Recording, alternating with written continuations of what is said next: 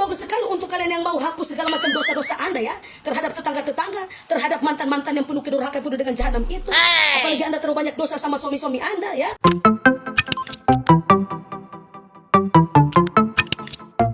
Shedaralun, di live TikTok, Tante Lala kerap memarahi warganet hingga penjual barang yang mengendorse dirinya. Cara unik Tante Lala mempromosikan barang tersebut kerap mengundang gelak tawa dari para warganet yang menonton.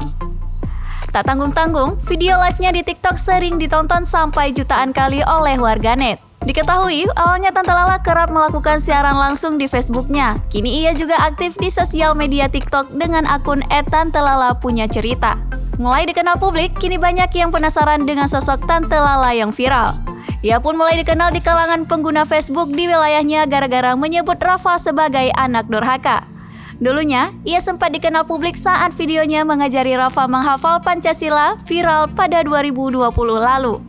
Tante Lala juga mengaku sudah bisa membeli mobil secara tunai seharga 270 juta rupiah. Menurutnya, penghasilan ratusan juta yang berhasil dikumpulkannya berasal dari gift penonton saat live, komisi penjual, dan juga endorse.